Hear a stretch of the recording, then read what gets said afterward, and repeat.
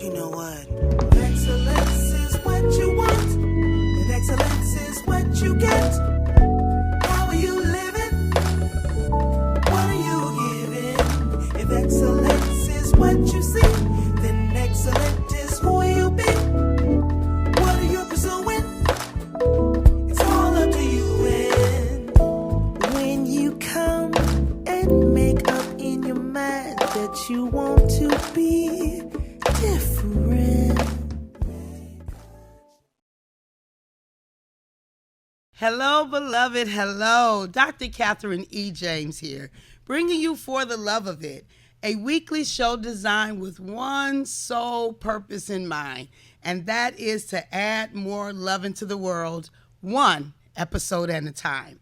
Thank you for sharing your precious time with me. I am grateful to have you join, whether you join live or you watch the replay of the broadcast later. Either way, I know that time is precious, and if you spend any of it when you spend time with me, I am grateful. It's not lost on me.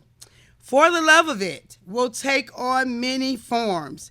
We just never, ever, ever know what Papa has in store for us.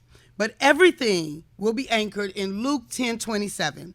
Love the Lord thy God with all thy heart, mind, soul, and strength, and thy neighbor as thyself. That last part, as thyself. That's the part that I have been created to champion in this entire universe of ours, that we, each human being, would love themselves so well that we have an overflow, that we love others from our overflow place. Look, beloved, let me just say, there is no sufficiency of receiving love from others if you don't love you, because their love will never be enough. There will always be a deficit. So we must love you. So that was the first nugget of today. All right. It is my life's intent that every soul would know love and know that they are loved. And that starts with ourselves. So every conversation we facilitate, all the tools and strategies we share, the guests we have on the show, and the actions we invite you to take, and we invite you to take action. So you'll see some numbers appear at the bottom. I invite you to call in to any one of those numbers. Look, don't listen and don't call in and ask a question. I know you out there. I know you're listening. And you know I love a two-way conversation. So I invite you to be a part of this episode and ask your question, any question about love or the topic that we're talking about today, which will always be love in some way. And so the guests we have on the show, and we have a wonderful guest on the show today. We're going to talk about that in a moment. The actions we invite you to take, again, are all rooted in the assumptions that we would love ourselves. So make sure that you are participating and that you will be a part of the show. So as you know, the goal has been, and we haven't always met the goal, but the intention has been that every last Friday of the month we would have an in-studio guest. And so we end the year with a wonderful opportunity to bring this precious young woman before you, Miss Kristen Dewberry. Hello. Hey, Good honey. morning. Good morning. Thank you for having me. Absolutely. It is my pleasure. So last week we had Erica Horn, one of my nieces, and this week we have another niece on. So it's a family affair, a 2-week family affair. Yes. So Kristen, welcome. Thank you. Thank Welcome. you so much for having me. You're welcome. So it's so that the audience gets in. So Kristen and I decided to spend some time together, and we're going to spend some time together on Friday. And so I was like, okay, well then you might as well be on the show. Because so we're going to talk about what she loves, because you know the guests that I have on the show are guests who are living life doing the thing that they love. And so what I have written here is today I have the absolute privilege of bringing to you a young woman who spends her days pursuing her life's dreams. Kristen, can you tell us a little bit about yourself and about your life's dreams? Yes. So, like she said, my name is Kristen Dewberry. I'm a third-year law student at Detroit Mercy Law. That's a pom-pom. That's word for pom-pom. Definitely. Yes, third year. Yes. It's 3 years already. That's crazy. Yes. I'm in my final semester of school, so I'll be graduating in May. What? Yes. I'm not ready. Wait You're a minute. Me Wait. either. Me either. What? Yes. Yes, May of what? May of 2024. This May. Yes, this May coming. I'll be done with law school. And I also am the Student Bar Association president at my university. And what university is that? That's Detroit Mercy Law. Look at you. Yes. So that organization in particular, we are responsible for facilitating all of the other organizations at the university. So providing them with funding for them to host events, as well as, their creation and dissolution, I guess you could say, of the organizations. And then we interact with the faculty and the deans of the university to make sure that student concerns are heard. And then our final responsibility is to hold events for students. So we actually put on events at local establishments in Detroit, and we just kind of allow students an opportunity to get along and to interact, fellowship with one another outside of the classroom and law. So yeah, I enjoy that. And I'm also a law clerk at a firm in downtown Detroit. So pretty busy schedule. Y'all listen to this girl. It missed me. Like the three, you almost done? Literally, yes. That's crazy. Yes. Wow. I'm blown away. Erica blew me away last week. I was speechless on my own show. And now here I am 2 weeks in a row. Y'all know, right? Wow. So talk to us a little bit about your love for law. Okay, so one thing that I've definitely learned to love in law, I'll start there, is just the versatility. So when I first came in, I wanted to go into sports law. I wanted to be a sports agent. So I thought that was really the only thing that I would be doing in law. But once I actually got my foot in the door, I saw that I don't have to commit to one specialty in law. I can do whatever it is I want to do in law. So right now, I have a passion for medical malpractice just because of everything that Black women endure with medical professionals. Yeah. But that stems from just me wanting to advocate and be a resource for people that look like me, because for so long the government has oppressed us. We haven't had the resources to get the kinds of attorneys that we need to represent and to advocate on our behalf. So me taking the time to get the knowledge that I'm learning now puts our culture in a more powerful position, because I can say, okay, wait, don't do that. Like I can't. In certain, there are limits on it just because every profession has limits. But the fact that I have the knowledge to share, I'm happy that I pursued this career in particular.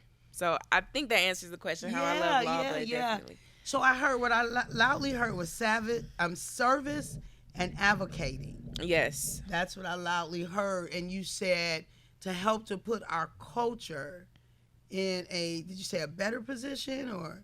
Essentially, yes. Yes, to help, and you and I talked before on the way over, and you just talked about basically in the Bible there's a scripture that talks about my people perish for a lack of knowledge, right? And that's kind of what you were talking about. Is a lot of that there's so much we don't know about law, right? And it's the fact that we don't know it that really gets us into problems. And that, then that's where you all can come in and support and help us. Yes. Yeah. Wow. I love that. I love that. Yes, definitely. Yes. Okay. So the versatility, that's one thing that you grew to love. Yes. Okay. So anything else that you would say that I love about law? The gray area, like everyone thinks of the law as black and white, right? So the legislature, the legislature passed a bill that says you cannot do X, right? But the job and the role of an attorney is to argue that gray area, to argue the in-between based on the facts that are in this scenario. They're different from what the court previously said in a different scenario. So that's why the court should look at this one differently. It's nuanced, but essentially it's finding that argument that may persuade the judge to think like, this circumstance is different than the other one because of the reason, or maybe a different reason that you didn't mention in your argument, but that they thought of because of your argument. That's our goal. So I appreciate that, because nothing life is not black and white. There's never just a you did this because that. There's always something in between that people don't know or they do know that factors into your decision making. So being able to argue that, I appreciate that and love that about law as well. I'm impressed. I am impressed. Listen to you. Oh wow, that is so powerful. I love that you. So what you said basically was argue the in between based on the facts. Yes. In this scenario. 2023 to set that precedent that was just honorable. Yeah. So that's definitely a top moment for me. Walking in the shoes that I'm in right now. I'm a proud auntie. Oh, that's so wonderful. Yes. Okay, so what made you think you could be president? That is okay, that's a racy question. It's a racy question. It is. So I guess the short answer, so I was the treasurer the year before, on the same board, and I interacted with the president. I let her know from the time that I started. She was older than me, so it was easier for me to do that. I think if we were graduating at the same time, she might be a little more like, I'm not going to tell you how I did what I did. But I let her know that I look to be president next year. So any major decisions that you make this year or anything just throughout the year, I just ask that you keep me in the loop, that I can be prepared and kind of making decisions before the year starts. And she did that for me, but I knew when I took the tour with my dad and we walked around the school, I remember seeing them. They have whoever graduates in the executive position, they have a picture in the center of the composite. And I remember looking and saying, who's that? What's the SBA? You know, what is that? Just because I'm like, I want, you know, when you look at the composite, you look right at that person. You say, who is that? Why are they in the center of the composite? So I knew from then that I wanted to do it. I just didn't know what all I would have to do and how time consuming it would be. But yeah, I asked her to keep me in the loop, let me know what I need to do. And honestly, I lent her a lot of support.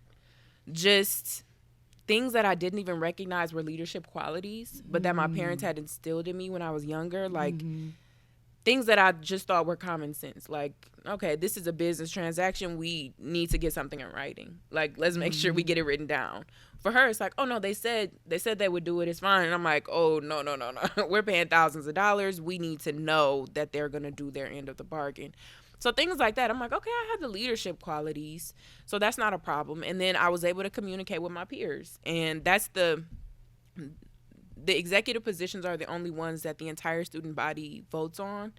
Every other position is pretty much based on your class. So a smaller pool of people to run against and people to elect you. So that was the other thing that I focused on even when I started law school, just building those connections with my peers, whether it be people younger than me, older than me. I mean, older than me, either way is beneficial because you need to have a network in the legal field. But it was just nice to create a sense of community before I got into my role as president. And then as treasurer, I was able to deepen my community. And then now as president, I'm able to kind of more so reap the benefits of the community that I've created and just work on translating that strategy down so that every other class can create that sense of community as well. Why is community important to you? I mean, you need a community. Like I said, in the legal field, you definitely need a community because even to get into it, you need people. But you have to have somebody that you can lean on, that you can communicate with, that you can just decompress with. Like, okay, I'm overwhelmed. Are you? Oh, we're both overwhelmed, you know, and just know that you're not alone. And I think so many times as humans, we think that we have to just go through everything by ourselves, including myself. I'm very much I'll just put my head down and work my way through it until I'm done. But the reality is you need people and you need people you can rely on. So I wanted to create that within the school because everyone has their independent communities, Yeah. but we are the only people who know what each other are going through right now. Yeah. So I wanted to instill in them, like, you don't have to just go home and talk to your parents. I talked to my dad too, and he's like, Yeah. oh, you just got 50 more pages to read. No problem. It's like, I just read 150. I have Right, 50 more. right, Like, right. I need someone who understands. I'm frustrated right now. So, but I think community is important for that reason. Like, you need to have people you can rely on. Yeah. Even if you can't rely on people that you can at least count on every once and again. Yeah. Yeah. Everybody doesn't show up how we want them to, but to know that somebody will try to be there, that's something. It is. It is something. Wow. Wow. So you walked in on the tour, you saw the person in the middle of the composite, and you were So like, that's me. That's me. I love that. Yes. I love that.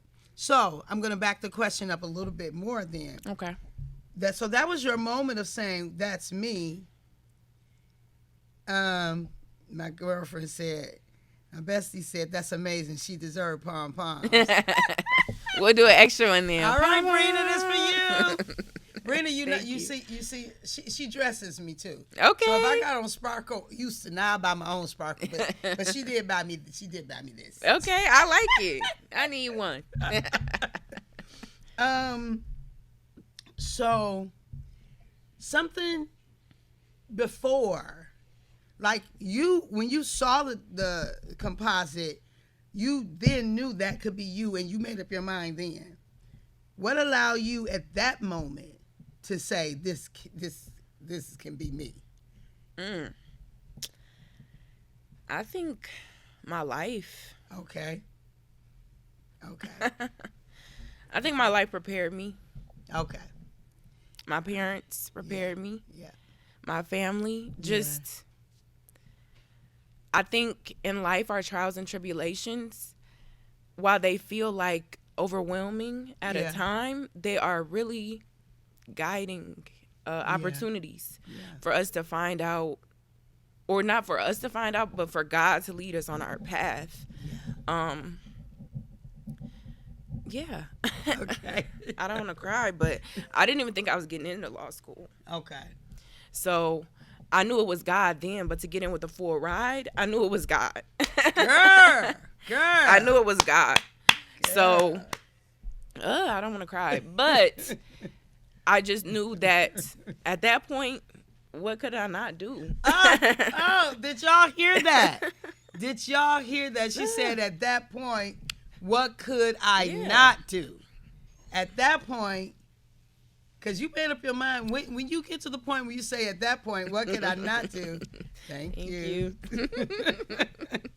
When you get to the point where you say at that point, what can I not do? Like, Kristen, let me tell you, what we do then is we tap into God's dream for us. Yes. We tap into it. So many of us live our lives outside of the dream that God has for us.